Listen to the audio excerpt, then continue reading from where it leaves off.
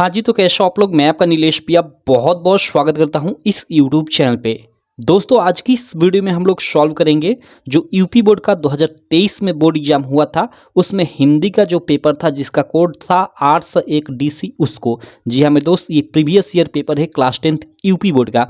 इसको सॉल्व करना बेहद ही जरूरी है अगर आप 2024 में बोर्ड एग्जाम देने वाला हो तो, क्योंकि चाहे 2024 हो गया या 2025-26 आगे चलकर कोई भी बोर्ड एग्जाम हो गया, क्योंकि प्रीवियस ईयर पेपर लगाना बेहद जरूरी होता है। प्रीवियस ईयर से डायरेक्ट आप लोग के एग्जाम में क्वेश्चन आता है। तो चलो इसको हम लोग सॉल्व करते हैं। देखो, इससे पहले हम लोगों ने 801 डीसी है, इससे पहले 801 डीए और डी ए और डी बी, दो कोडों को हमने सॉल्व कर लिया था। आप जानते हो कि पूरे 7 कोड यानी 7 सेट के पेपर होते हैं हर साल। जैसे हिंदी का 2023 में पेपर हुआ था तो 7 सेटों का हुआ था, पूरे यूपी में 7 सेट आए थे। तो हमने डीए और डीबी दो सेटों को पहले ही कर लिया है, ये तीसरा सेट हम लोग डीसी सॉल्व कर रहे हैं। ठीक है, तो अगर अभी तक आप इन दो कोडों का नहीं देखे हो वीडियो, तो इस वीडियो के मैं डिस्क्रिप्शन में लिंक डाल दूंगा, आप जाकर देख लेना। ठीक है, इस वीडियो को देखने के बाद आप जाकर देख लेना। बाकी चलो इसको हम लोग सॉल्व करते हैं। ठीक है, ये देखो खंड अ के अंतर्गत सबसे पहले आप लोग का जो 20 एमसीक्यू हैं, चलो इनको हम सबसे पहले सॉल्व कर लेते हैं। यहाँ पे देखो, फर्स्ट से शुरुआत करते हैं। बाकी देखो, इन 20 एमसीक्यू में से कुछ एमसीक्यू आपके हटे भी हैं इस साल 2024 बोर्ड एग्जाम के लिए, कुछ नए एमसीक्यू ऐड हुए हैं नए टॉपिक का, तो उनको मैं साथ में बता दूंगा। चलो इसको हम लोग शुरू करते हैं। शुक्ल युग का नामकरण किस विद्वान के नाम पर रखा गया है? ओके, शुक्ल युग का हमें पूछा जा रहा है कि जो नामकरण है किस विद्वान के नाम पर रखा गया। वंशीधर शुक्ल, आचार्य रामचंद्र शुक्ल, वैकुंठ नाथ शुक्ल या रामचरण शुक्ल? सही ऑप्शन है आचार्य रामचंद्र शुक्ल के नाम पे शुक्ल युग का नामकरण रखा गया है। इन ऑप्शन में से ये बी ऑप्शन आपका बिल्कुल राइट हो जाएगा। सेकेंड ऑप्शन है, देखो अगर आपको साफ दिखाई नहीं दे रहा है तो आप क्वालिटी 720 कर लेना, ये तो आपके हाथ में है ना। 720 पिक्सल पे क्वालिटी कर लोगे तो आपको एकदम HD में दिखाई देगा। ठीक है, देखो सेवा सदन उपन्यास के लेखक है, भाई सब लोग जानते हैं सेवा सदन उपन्यास के लेखक कौन है, तो वो प्रेमचंद। आपके बी ये सी वाला ऑप्शन सही हो जाएगा। चलो अगला थर्ड वाला क्वेश्चन देखते हैं। इसमें थर्ड वाला क्वेश्चन है, थर्ड वाला क्या है कि शुक्ल युग के नाटककार निम्नलिखित में से कौन नहीं है? यहाँ पे ध्यान देना, नहीं है पूछा जा रहा है। जयशंकर प्रसाद, डॉक्टर राम कुमार वर्मा, हरिकृष्ण प्रेमी या भारतेंदु हरिश्चंद्र? भाई ये नहीं है, क्योंकि भारतेंदु हरिश्चंद्र ये भारतेंदु युग के लेखक हैं। चलो सिंपल, भारतेंदु युग के नाटककार हैं, तो ये आपका गलत हो जाएगा। सॉरी, शुक्ल युग के नाटककार निम्नलिखित में से कौन नहीं है, हमें छांटना था, तो ये नहीं है, तो ये ऑप्शन आपका ट्रिक करोगे। ठीक, चलो अगले प्रश्न पे चलते हैं, इधर थर्ड वाले पे, लेकिन उससे पहले थोड़ा इसको मैं फोल्ड कर लेता हूं। चलो यहाँ थर्ड के बाद फोर्थ वाले प्रश्न पे चलते हैं। यह प्रश्न क्या है? यह प्रश्न है, आप लोग देख सकते हो कि प्रसिद्ध आत्मकथा क्या भूलूं क्या याद करूं के लेखक हैं। मैं कई बार आपको बता चुका हूं, हरिवंश राय बच्चन। ठीक है, क्या भूलूं क्या याद करूं या फिर नीड़ का निर्माण फिर, ये दो इनकी प्रमुख आत्मकथा विधा की रचना है। चलो अगला हम लोग देख लेते हैं, पांचवा प्रश्न। यह प्रश्न है कि निम्नलिखित में से कौन सा प्रसिद्ध यात्रा साहित्यकार है? देखो यात्रा साहित्यकार यानी यात्रा वृत्तांत लेखक कौन है? राहुल सांकृत्यायन। नाम से ही आपका सीधे सीधे डायरेक्ट क्लिक करो, राहुल सांकृत्यायन एक प्रसिद्ध यात्रा साहित्य विधा के लेखक है। तो प्रश्नोत्तर संख्या जो 5 है, इसके लिए सी ऑप्शन बिल्कुल राइट हो जाएगा। चलो उसके बाद प्रश्नोत्तर संख्या 6 देख लेते हैं। प्रश्नोत्तर संख्या 6 क्या है कि रीतिकाल के वीर रस के प्रसिद्ध कवि हैं। ठीक है, देव, घनानंद, भूषण या फिर बिहारी? ठीक है, तो इसके लिए आपका ये सी वाला भी इसके लिए भी राइट ऑप्शन हो जाएगा, भूषण। रीतिकाल के वीर रस के कवि कौन है? तो वो है भूषण। चलो अगला 6 के बाद 7 नंबर हम लोग प्रश्न देख लेते हैं। यह प्रश्न क्या है कि रामचंद्रिका के रचनाकार हैं। ओके, रामचंद्रिका के रचनाकार कौन है, ये हमसे इस प्रश्न में पूछा जा रहा है। बिहारी, केशवदास, भूषण, मतीराम? तो सही ऑप्शन आपका केशवदास हो जाएगा। अगला प्रश्न 8वां, प्रिय प्रवास के रचनाकार, भाई कई बार बता चुका हूं, अयोध्या सिंह उपाध्याय अरियोध, ये डी वाला ऑप्शन बिल्कुल राइट हो जाएगा। प्रश्न संख्या 9 है कि राम की शक्ति पूजा के रचनाकार हैं। राम की शक्ति पूजा के रचनाकार कौन है? सूर्यकांत त्रिपाठी निराला, महादेवी वर्मा, रामधारी सिंह दिनकर या सुमित्रानंदन पंत? तो ये प्रश्न संख्या 9 का आप लोगों का ए वाला ऑप्शन बिल्कुल राइट हो जाएगा, सूर्यकांत त्रिपाठी निराला। राम की शक्ति पूजा के रचनाकार सूर्यकांत त्रिपाठी निराला जी हैं। अगला प्रश्न देखो, प्रश्नोत्तर संख्या जो 10 है वो क्या है कि निम्नलिखित में से कौन प्रगतिवादी युग का कवि नहीं है? देखो प्रगतिवादी युग का कवि नहीं है, हमसे पूछा जा रहा है। देखो यहाँ पे ऑप्शन में भारतेंदु हरिश्चंद्र, ये क्या है? प्रगतिवादी युग नहीं बल्कि आपके किस युग के ये भारतेंदु युग के लेखक हैं। ठीक है, तो यहीं पे ये गलत हो जाएगा, ये नहीं है तो ये एक तरह से ये ऑप्शन आपका सही होगा, ठीक है, क्योंकि हमें नहीं है पूछा जा रहा था तो ये नहीं है, ठीक। तो 10 का आप लोग डी ऑप्शन टिक करोगे। अगला प्रश्न है 11 नंबर की हास्य रस का अस्थाई भाव, वेरी वेरी इंपॉर्टेंट है हास्य रस का अस्थाई भाव। ये 3 सेटों में, 3 जो 7 पेपर सेटों में से 3 पेपर सेटों में ये प्रश्न पूछा गया था और 3 सेटों में कौन रस का स्थायी भाव पूछा गया था, ठीक है, और एक सेट में एक अलग सा प्रश्न पूछा गया। तो आप याद रखना हास्य रस का स्थायी भाव हास होता है, ठीक है, और कौन रस पूछा जाए तो उसका शोक होता है, ठीक। चलो अगला प्रश्न है 12 नंबर कि मनहु मानो जनु जानो आदि, ओके, वाचक शब्द किस अलंकार में प्रायः प्रयुक्त होते हैं, ये हम लोग का क्वेश्चन है। ऑप्शन है उत्प्रेक्षा, रूपक, उपमा, यमक। तो सही ऑप्शन ये उत्प्रेक्षा, ठीक है। उत्प्रेक्षा अलंकार के वाचक शब्द मनहु मानो जनु जानो ये सब हैं, ठीक है। चलो भाई, तो ये आपका क्लियर ये वाला प्रश्न। अगले प्रश्न पे चलते हैं। अगला प्रश्न हम लोग देख लेते हैं 13 नंबर।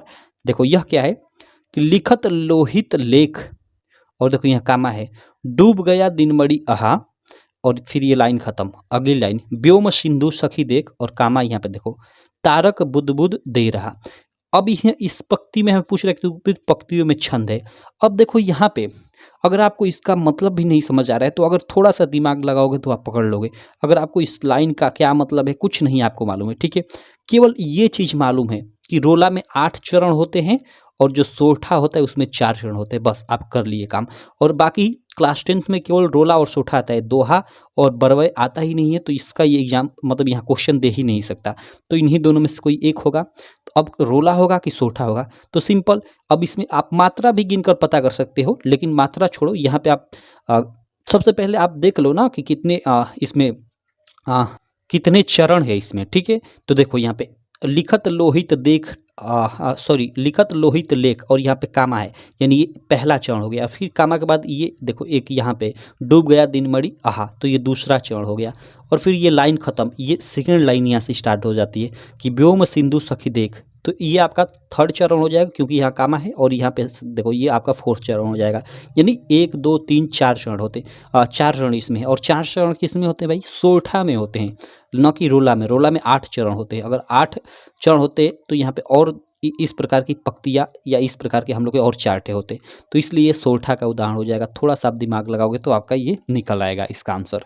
चलो 13 के बाद आप लोग का 14 नंबर प्रश्न है कि उपसर्ग में से बना शब्द नहीं है। ओके, उपसर्ग से बना शब्द नहीं है। उपदेश इससे तो बना ही है। ऊपर, उपनाम, उपवन। देखो ये देखो इसी ये देखो इससे ये नहीं बना है, उप है, प है, तो ये नहीं बना है। और तो इस प्रकार यही ऑप्शन सही हो जाएगा। जो नहीं है उसे हमें छांटना है, तो इसको हम लोग छांट देंगे। बाकी ये सब उप से ये बने हुए हैं। चलो आगे देखते हैं।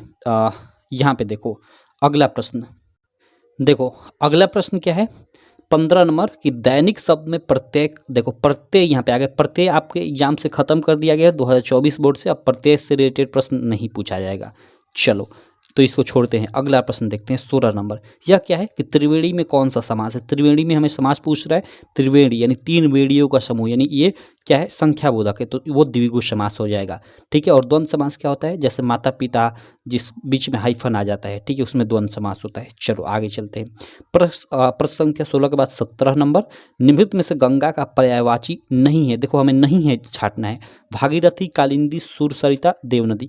यहाँ पे देखो कालिंदी, कालिंदी ये ऑप्शन सही होगा, क्योंकि ये आपका पर्यायवाची नहीं है गंगा का। ये कालिंदी, ये यमुना नदी को कालिंदी बोला जाता है। आपने पढ़ा होगा वो सूरदास जी वाला चैप्टर, जिसमें आता है ना कालिंदी कुल कदम की डारन, एक लाइन आती है, मतलब जिसमें सूरदास मतलब कहते हैं कि अगर मैं अगले जन्म में पक्षी बनूं तो उसी पेड़ पे, यमुना नदी के किनारे, उसी कदम के वृक्ष पे, यानी कुल कदम कालिंदी कदम की डारन, उसी पेड़ पे निवास करूं जिसपे श्री कृष्ण मतलब बैठकर बांसुरी बजाया करते थे। तो यहाँ कालिंदी का मतलब है एक तरह से यमुना नदी, ठीक है। चलो आगे देखते हैं। 17 के बाद 18 नंबर प्रश्न। भाई संधि विच्छेद खत्म कर दिया गया। हिंदी में संधि विच्छेद नहीं आएगा, ठीक है। हालांकि संस्कृत में आपका आएगा, अगर आपका संस्कृत सब्जेक्ट है तो आप पढ़ लेना, हिंदी में नहीं आएगा। बाकी ये शब्द रूप जो है, फल का शब्द का तृतीय विभक्ति, फल हो गया, मधु हो गया, ये सब इनका शब्द रूप नहीं आएगा। हालांकि धातु रूप आएगा। धातु में तद और इसमद, तद का तीनों रूप, तद मीन्स होता है वह, ठीक है। तो इसका वह भाई पुल्लिंग के लिए भी यूज होता है, स्त्रीलिंग के भी है, नपुंसक लिंग के भी है। तो तीनों का फॉर्म आप याद कर लेना क्योंकि ये आएगा, और एक युष्मत तुम का, एक युष्मत का और एक तद, तद और युष्मत दो का आएगा, ठीक है। बाकी ये जो शब्द रूप है, ठीक है, इसको सर्वनाम शब्द, क्योंकि वह क्या होता है, सर्वनाम, ठीक है। तो सर्वनाम शब्द रूप आएगा, लेकिन ये शब्द रूप है जैसे फल, मधु या फिर नदी, इनका ये नहीं आएगा, ठीक। तो ये आपको याद करने की जरूरत नहीं है। बाकी इधर चलो, इधर हम लोग आ जाते हैं। 1 मिनट, इसको थोड़ा एक बार फोल्ड कर लेता हूँ और यहाँ पे अगला प्रश्न देख लेते हैं। देखो, हंसतु धातु का वचन एवं पुरुष है। अब देखो ये भी धातु रूप नहीं आएगा, जैसे हंस धातु, लिख धातु, ये नहीं आएगा। इन सब के जगह पे 3 नए प्रश्न, 3 नए टॉपिक ऐड किए गए हैं। वाक्य का स्वरूप, वाच्य परिवर्तन, विकारी और अविकारी शब्द, 3 नए टॉपिक, ठीक है। तो आप उनको पढ़ लेना, ठीक है। बाकी मैं जो वाक्य का स्वरूप है ना, इसको पढ़ा भी चुका हूँ। आप हिंदी की प्लेलिस्ट में जाकर देख सकते हो। वाक्य का स्वरूप जो नया टॉपिक जुड़ा है, एक 50 मिनट की वीडियो है, उसमें आपका सारा का सारा टॉपिक मैंने क्लियर करा रखा है, ठीक। तो चलो, इस प्रकार देखो, जो MCQ के प्रश्न थे उनको हमने कर लिया, जो आपके एग्जाम 2024 में मतलब आ सकते हैं, ठीक है, उनको हमने सॉल्व कर लिया। अब चलो, खंड ब के अंतर्गत जो वर्णनात्मक प्रश्न है, इनको हम लोग सॉल्व करते हैं। देखो, यहाँ पे पहला प्रश्न क्या है, इसमें वर्णनात्मक प्रश्न है। जो पहला प्रश्न रहेगा गद्यांश से संबंधित रहेगा, एक गद्यांश दे देगा और उससे रिलेटेड 3 ठे प्रश्न दे देगा। और अथवा कर कर सेम यहाँ पे भी एक गद्यांश दिया रहेगा और उससे रिलेटेड 3 ठे प्रश्न दिया रहेगा। अब दोनों में से कोई एक करना होगा, ऊपर वाला गद्यांश करो या नीचे वाला करो। मतलब ऊपर वाला करोगे तो इन 3 प्रश्नों का उत्तर दोगे, अगर इसको करते हो तो इन 3 प्रश्नों का उत्तर दोगे। अब आपका मन, दोनों में से कोई एक करना होता है, लेकिन चलो थोड़ा हम लोग इन दोनों को देख लेते हैं। ये किस चैप्टर से है आपके, तो देखो यहाँ विश्वास पात्र मित्र, मित्र की बात आ गई। यहीं पे आप पकड़ सकते हो विश्वास पात्र मित्र। ये मित्रता आप लोग का जो चैप्टर है उससे है, ठीक है, मित्रता वाले चैप्टर से, जिसको लिखा है आचार्य रामचंद्र शुक्ल ने। तो यहाँ पहला प्रश्न आपका संदर्भ पूछता है, ठीक है। तो आप संदर्भ आसानी से इसका कर लोगे कि प्रस्तुत गद्यांश हमारी पाठ्य पुस्तक हिंदी के मित्रता नामक पाठ से लिया गया है, जिसके लेखक आचार्य रामचंद्र शुक्ल है, सिंपल। और गद्यांश के रेखांकित अंश की व्याख्या करना है। यहाँ पे जो ये रेखांकित अंश है, इसकी व्याख्या भाई आप करते रहे ना अपने मन से बनाकर। बाकी इसका ना मैं आपको बता दूं कि डिटेल्ड में मैं आपका इसका सॉल्यूशन टाइप कर रहा हूं एकदम अच्छे से, मतलब जैसे एकदम अच्छे से टीचर लिखवाते हैं ना आपके ऑफलाइन क्लासेस में, जैसे हम अपने ऑफलाइन क्लासेस में लिखवाते हैं, वैसे ही आपको मैं एकदम अच्छे से टाइप कर रहा हूं इनका संदर्भ व्याख्या, या जो भी जितने भी ये सारे वर्णनात्मक प्रश्न हैं इनका आंसर। तो वो 1 दिसंबर को मैं लॉन्च करूंगा, ठीक है, हमारी एप्लीकेशन पे। अगर एप्लीकेशन नहीं जानते हैं तो मैं आपको बता दूं, हमारी एप्लीकेशन का नाम है, हमारी ऐप का नाम है UPMSP स्टडी, जिसको आप गूगल प्ले स्टोर से डाउनलोड कर सकते हो, ठीक है।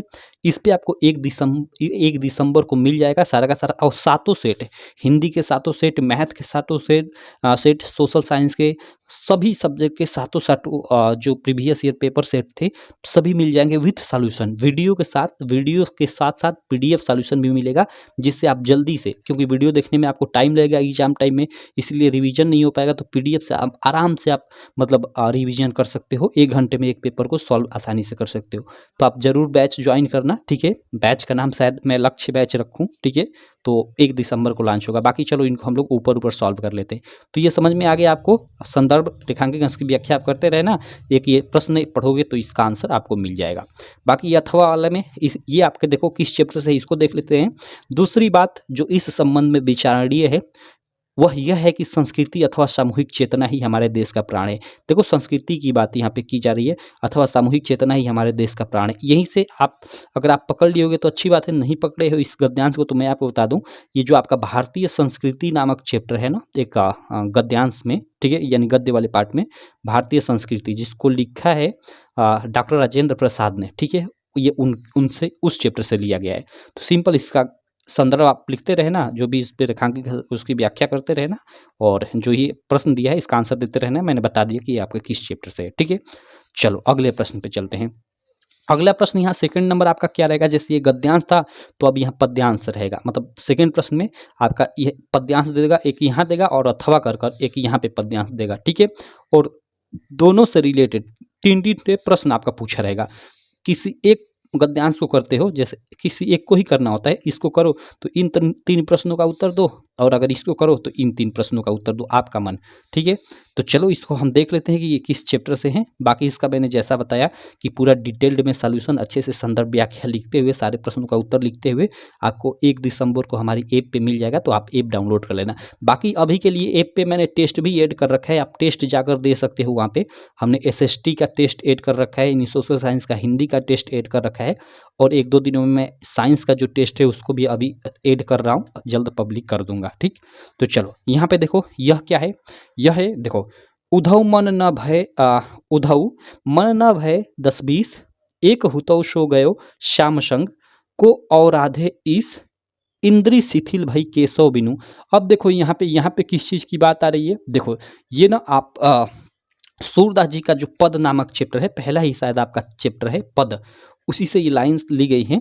यहाँ पे उद्धव जी मतलब गोपियों को जाकर समझाते हैं, ठीक है, कि निर्गुण ब्रह्म की आप उपासना करो। तो गोपियाँ कहती हैं कि हे उद्धव, हमारे पास 10-20 मन नहीं है, ठीक है, हमारे पास एक ही मन है और वो श्री कृष्ण के साथ चला गया है, तो हम कैसे निर्गुण ब्रह्म निर्गुण ब्रह्म की उपासना करें? अगर हमारा मन ही हमारे पास नहीं है तो हम उसकी आराधना कैसे कर सकते हैं? ठीक है, तो सिंपल वही यहाँ पे उसकी मतलब सूरदास जी ने उसको ऐसे लिखा है, ठीक है, अपने लाइन्स में।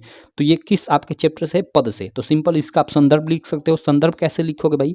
इसमें देखो, इसमें पद्यांश शब्द यूज किया जाता है और आपका लेखक की जगह पे रचयिता शब्द यूज किया जाता है। तो कैसे अब लिखोगे कि प्रस्तुत पद्यांश हमारी पाठ्य पुस्तक हिंदी के पद नामक पाठ से लिया गया है, जिसके रचयिता सूरदास जी हैं। ऐसे लिख दोगे इसका संदर्भ, और रेखांकित अंश की व्याख्या आप करते रहना। बाकी मैं डिटेल में आपको जैसा कि बताया जल्द एप्लीकेशन पे मैं दे दूंगा।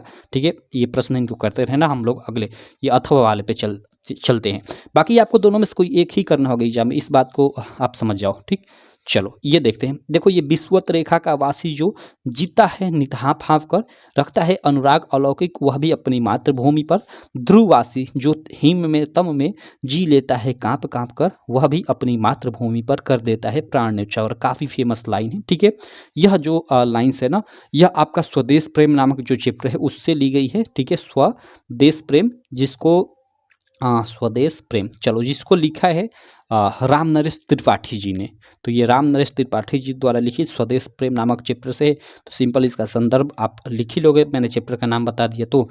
और ये इसमें देखो, इसमें कोई व्याख्या करने को नहीं पूछा है। इसमें उपयुक्त रेखा इसमें क्या है कि विश्वत रेखा का वासी कैसा जीवन व्यतीत करता है, उपयुक्त पद्यांश के आधार पर लिखिए। तो भाई विश्वत रेखा का वासी यहाँ पे लिखा है ना कि विश्वत रेखा का वासी जो जीता है नीत हाँफ हाँफ कर जीता है, क्योंकि विश्वत रेखा पे काफ़ी गर्मी पड़ती है। सिंपल, तो इस प्रश्न का आसानी से उत्तर लिख सकते हो। चलो अब छोड़ता हूं मैं, यहाँ पे अगले प्रश्न पे चलता हूं। ठीक है, अगला प्रश्न देख लेते हैं। यहाँ पे अगला प्रश्न थर्ड आपका रहेगा क्या, वो आपका संस्कृत गद्यांशों से रहेगा। हिंदी के पीछे संस्कृत का भी पार्ट है, तो संस्कृत में से भी आपका 2 ठे यहाँ पे गद्यांश दिया रहेगा। हिंदी वाली संस्कृत, जिसको आप संस्कृत परिचय क्या बोलते हो। ठीक है, तो उसमें से 2 गद्यांश दिया रहेगा, किसी एक का आपको संदर्भ लिखना होगा और हिंदी में अनुवाद करना होगा। जैसे देखो, ये वाराणसी सुविख्यात प्राचीना नगरी, फर्स्ट ही लाइन से मालूम चल गया कि ये वाराणसी वाले चैप्टर से है। तो सिंपल इसका संदर्भ लिख दोगे। अब इसमें संदर्भ लिखते समय लेखक या कवि का नाम नहीं लिखना होता है, सिंपल ऐसे लिख दोगे कि प्रस्तुत संस्कृत गद्यांश हमारी पाठ्य पुस्तक हिंदी के संस्कृत खंड के वाराणसी नामक पाठ से ली गई हैं। सिंपल ऐसे लिख दोगे, और उसके बाद हिंदी अनुवाद डालकर, और इसका हिंदी अनुवाद जो भी आप करते रहना, और 2 नंबर संदर्भ का और 3 नंबर हिंदी अनुवाद का, यानी 5 मार्क आपको मिल जाएगा। तो इसको करो अथवा इसको करो। अब देखो, ये क्या है कि मानव जीवन से संस्करणम संस्कृति। अब देखो, यहाँ संस्कृति की बात आई यहाँ पे। ठीक है, तो आप लोग के हिंदी वाली जो संस्कृत है ना, पीछे संस्कृत परिचय का, उसमें एक चैप्टर है भारतीय संस्कृति, उस चैप्टर से ये लिया गया है। तो सिंपल इसका संदर्भ कर ही दोगे, चैप्टर का मैंने नाम बता दिया तो, और हिंदी अनुवाद आप देख लेना। ठीक है, बाकी इसका डिटेल में मैं आपको जैसा कि बताया जल्द ही इसका सॉल्यूशन आपको मिल जाएगा हमारी एप्लीकेशन पे। ठीक, तो चलो हम लोग अगले प्रश्न पे चलते हैं। अगला प्रश्न चौथा क्या रहेगा, ये आपका पद्यांश रहेगा। पद्यांश किसको बोला गया है, जो बीच बीच में इन्हीं चैप्टरों के बीच बीच में श्लोक है उन्हीं को पद्यांश बोला गया है। ठीक है, पद्यांश बोला गया है। तो इससे क्या रहेगा कि यहाँ पे 2 श्लोक दे देगा, और किन्हीं दोनों में से किसी एक का आप लोगों को, दोनों में से किसी एक का क्या करना होगा कि आपको उत्तर देना होगा। ठीक है, इसमें भी सिंपल संदर्भ लिखना होगा और हिंदी में इनका अनुवाद करना होगा। तो ये तो आसान है भाई, 2 लाइन का। जैसे आप 2 दुर्गामी च साक्षरो न च पंडित अमुक अस्पष्ट अस्फुट वक्ता च यो जनाति स पंडिता, यानी ये आपका ये प्रबुद्धो ग्रामीण वाले चैप्टर से ये लाइन्स है। ठीक है, तो इसका सिंपल संदर्भ लिख दोगे कि प्रस्तुत पद्यांश या प्रस्तुत श्लोक भी लिख सकते हो, कि प्रस्तुत श्लोक या प्रस्तुत पद्यांश भी लिख सकते हो।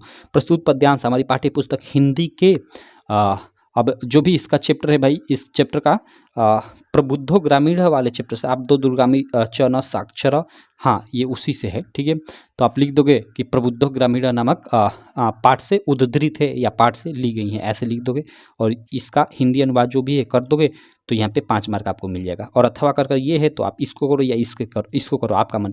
बाकी ये मान हित्वा प्रियो भवति, क्रोधम हित्वा न सुचति, काम हित्वा अर्थवान भवति, लोभम हित्वा सुखी भवेत्। इसका क्या मतलब है?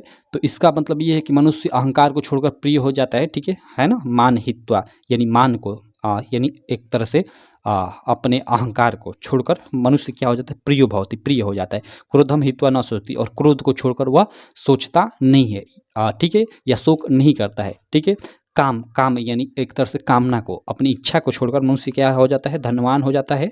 ठीक है, और लोभम हित्वा सुखी भवेत्, और लोभ लालच को छोड़कर वो सुखी हो जाता है। ये इसका अर्थ है। यह आपका जो जीवन सूत्राणी चैप्टर है उससे यह आपका ये श्लोक लिया गया है। तो सिंपल संदर्भ लिख दोगे, हिंदी अनुवाद लिख दोगे, आपका 5 मार्क मिल जाएगा। तो आप इनको करते रहना। बाकी मैं आगे चलता हूँ अगले प्रश्न पे। ये 5वां प्रश्न आपका खंडकाव्य से रहेगा, जो हर जिले का अलग अलग होता है, तो आप अपने जिले से संबंधित खंडकाव्य याद कर लेना। ठीक है, बाकी इसको मैं छोड़ता हूँ। अगले हम लोग प्रश्न पे चलते हैं। प्रश्न संख्या 5 के बाद 6 पे आ जाता है। इसमें क और ख 2 प्रश्न रहेंगे। क में आप लोग का 3 ठे ऑप्शन रहेगा और ख में भी 3 ठे, कभी कभी 4 ठे। देखो ये 4 ठे ऑप्शन दिए, लेकिन अधिकांश तो 3 ही ऑप्शन रहता है। तो ये आप लोग का लेखकों का जीवन परिचय होता है, ये कवियों का जीवन परिचय। तो आपको किसी एक लेखक का, इनमें से चुनकर किसी एक लेखक का जीवन परिचय लिखना होगा और अंत में उसकी एक प्रमुख रचना का नाम लिखना होगा। तो यहाँ 3 मार्क जीवन परिचय का और 2 मार्क उनकी एक प्रमुख रचना का नाम लिखने का, यानी 5 मार्क मिलेगा। सेम उसी प्रकार यहाँ भी आपको मार्क मिलेगा। ठीक है, तो इसमें से छांटकर किसी एक लेखक का जीवन परिचय लिखना होगा जो दिया होगा। तो अब मैं आपको बता दूं कि जो गद्य वाला पार्ट है उसमें आचार्य रामचंद्र शुक्ल का, जयशंकर प्रसाद का और रामधारी सिंह दिनकर का, इन तीनों का याद कर लेना। निश्चित है आपके एग्जाम में फंस जाएगा। और उसके अलावा इसमें महाकवि तुलसीदास का, ठीक है, उसके अलावा महादेवी वर्मा का, सूरदास का, उसके अलावा एक और किसी का याद कर लेना। इसमें कम से कम 4 याद कर लेना। ठीक है, ये इंपॉर्टेंट मैंने बता दिया कि कौन इंपॉर्टेंट जीवन परिचय है। ठीक है, तो चलो अगले प्रश्न पे चलते हैं। अगला प्रश्न भाई 7वां आप लोग के श्लोक से रहेगा। आपका एक श्लोक 2 मार्क का यहाँ पे आएगा, श्लोक लिखना होगा। तो श्लोक आपको देखो, जो यहाँ पे श्लोक जो दिया गया था ना, उनको नहीं लिखना होता है, कोई अलग से यहाँ पे श्लोक लिखना होता है। तो इसलिए मैं कहूँगा कम से कम 3 श्लोक आप याद कर लेना, कि अगर आपकी भाग खराब रही, जो 3 आप याद किए हो उसमें से 2 यहाँ पे मान लो फंस जाता है, तो एक आपके पास बचा रहेगा, तो उसका आंसर यहाँ पे आप लोग लिख सको। ठीक है, तो आप लोग याद कर लेना कम से कम 3 श्लोक। बाकी मैं श्लोक लिखवा चुका हूँ, काफ़ी आसान। ठीक है, वो आपको हमारे मतलब प्लेलिस्ट में, ठीक है, चैनल का जो हिंदी का प्लेलिस्ट है ना, उसमें आपको मिल जाएगा श्लोक। ठीक है, जैसे एक वाराणसी चैप्टर का है ना, मरणम मंगलम यत्र विभूतिश विभूषणम कौपीनम यत्र कौशयम सा काशी के नियते, तो ये आपका हो गया। और एक वो सर्वे भवंती सुखिना वाला, सर्वे भवंती सुखिना सर्वे संतुनि रामया। ठीक है, तो वो आप एक याद कर लेना, वो भी काफ़ी आसान है। ठीक है, तो इसी तरह आप लोग याद कर लेना, देख लेना। बाकी चलो आगे हम लोग चलते हैं इधर 7वें के बाद ये 8वां प्रश्न पे इधर आ जाते हैं। देखो 8वां प्रश्न क्या होगा आपका, जो 8वां प्रश्न होगा आपका वो भाई यहाँ पे देखो आपका संस्कृत उत्तर से संबंधित होगा। 4 ठे प्रश्न दिया रहेगा, उसमें से किसी 2 प्रश्नों का उत्तर देना होगा। पिछले साल देखो यह प्रश्न 2+2 यानी एक प्रश्न का 2 मार्क मिलता था, लेकिन इस बार एक प्रश्न का 1 मार्क, एक प्रश्न का 1 मार्क, यानी 2 मार्क मिलेगा। यहाँ से आपका 2 मार्क निकाल दिया गया है। और ये जो प्रश्न है 9 नंबर का पिछले साल था, लेकिन इस बार 7 नंबर आपको मिलेगा इसका। ठीक है, तो 2 मार्क यहाँ से और 2 मार्क यहाँ से निकाल कर यहाँ एक नया प्रश्न 10 नंबर ऐड किया गया है, पत्र लेखन। ठीक है, नया जो पैटर्न है आपका उसके अनुसार, तो इस चीज़ को याद रखना। ठीक, बाकी चलो इन प्रश्नों का उत्तर देख लेते हैं। जैसे कुत्र मरणम मंगलम भवति, तो भाई वाराणसी मरणम मंगलम भवति, वाराणसी मरना मंगलकारी होता है। पुराजा केन सह युद्धम अकरोत, तो पुराजा अलक्षेन्द्रेण सह युद्धम अकरोत। ज्ञानम कुत्र संभवति, ज्ञानम सर्वत्र संभवति। अस्माकम संस्कृते कह नियम, मीन्स हमारी संस्कृति का क्या नियम है, तो अस्माकम संस्कृते नियम पूर्व कर्म तदंतर फलम इति अस्ति, मतलब पहले कर्म करो उसके बाद फल की चिंता करो भाई। ठीक है, तो ये आपका हो गया एक तरह से चारों प्रश्नों का उत्तर। बाकी आपको एग्जाम किसी 2 का ही देना होता है, चारों का नहीं देना होता है, क्योंकि यहाँ 2 का है, तो कोई 2 का उत्तर दे दो, बस आपका काम हो गया। ठीक है, 2 मार्क मिल जाएगा। और निबंध लिखने का आपको 7 मार्क मिलेगा इस बार। और यहाँ पत्र लेखन एक नया टॉपिक ऐड हुआ है जिसका आपको 4 मार्क मिलेगा पत्र लिखने का। यहाँ पत्र में भी आपका 2 पत्र रहेगा, जैसे एक पत्र दिया रहेगा अथवा करके एक और पत्र दिया रहेगा। 2 पत्र आपके 2 टॉपिक पे दिए रहेंगे, दोनों में से किसी एक पे लिखना होगा। ठीक, बाकी मैं पत्र लेखन भी लिखवा चुका हूँ कि पत्र कैसे लिखा जाता है। ठीक है, पत्र मैंने लिखवा चुका है काफ़ी अच्छे से। ठीक है, जो आप लोग का बोर्ड द्वारा हिंदी का मॉडल पेपर जारी किया गया था उसमें जो पत्र था उसको मैं लिखवा चुका हूँ, और वो आपके एग्जाम में किसी न किसी पेपर सेट में फंसेगा ही फंसेगा। तो आप उसकी भी वीडियो जाकर चैनल पे देख सकते हो। ठीक है, तो चलो आशा करता हूँ आपको ये पूरा का पूरा क्लियर हो गया होगा। ये जो पेपर सेट था इससे पहले हमने डीए का सॉल्व किया था, 8 से 1 डीए, 8 से 1 डीबी सॉल्व किया था, और ये हमने डीसी सॉल्व कर लिया। ठीक है, ये 3 पेपर सेट हमने हिंदी का सॉल्व कर लिया 2023 का। ठीक है, बाकी और हम लोग के 4 पेपर सेट बचते हैं, तो धीरे धीरे उनको भी सॉल्व कर लेंगे। ठीक है, सभी पेपर सेट सॉल्व करना जरूरी है। बाकी इसका डिटेल्ड एकदम अच्छे से सॉल्यूशन आप चाहते हो तो हमारी एप्लीकेशन आप यूपीएमएसपी स्टडी डाउनलोड कर लेना। यूपीएमएसपी स्टडी इस पे 1 तारीख को, ठीक है 1 दिसंबर को मैं लॉन्च कर रहा हूँ। ठीक है, अपना लक्ष्य बैच जिसकी प्राइस काफ़ी कम होगी। ठीक है, आपके एक्सपेक्टेशन से भी काफ़ी कम होगी, जिसमें आपके हिंदी के सातों सेट, मैथ के सातों सेट, हर एक सब्जेक्ट के सातों सेट, उसके अलावा जो बोर्ड द्वारा जारी मॉडल पेपर होगा उस सभी बोर्ड द्वारा जारी सारे सब्जेक्ट के मॉडल पेपर का जो सॉल्यूशन होगा एकदम वीडियो के साथ आपका पीडीएफ सॉल्यूशन भी। जी हाँ मेरे दोस्तों, पीडीएफ सॉल्यूशन भी रहेगा, जिससे आप आसानी से वीडियो ना देख पाओ, आपके पास टाइम ना रहो तो पीडीएफ से आप आसानी से पढ़ लो, सारी चीज़ें रहेगा बिल्कुल डिटेल में। ठीक है, तो आप जरूर ये एप्लीकेशन डाउनलोड करना। आप कोर्स खरीदना चाहते हो तो खरीद लेना 1 दिसंबर को, और नहीं भी खरीदना चाहते हो तो फिर भी ये एप्लीकेशन डाउनलोड कर लेना, आपकी स्टडी में काफ़ी हेल्प करेगा। ठीक है, तो चलो बाकी मैं मिलता हूँ आपसे नेक्स्ट वीडियो में। आशा करता हूँ ये वीडियो आपको काफ़ी अच्छी लगी होगी। वीडियो अच्छी लगी तो चैनल को सब्सक्राइब कर देना, वीडियो को लाइक कर देना, और अपने सारे दोस्तों में इस वीडियो को शेयर भी कर देना। तो चलो, थैंक यू।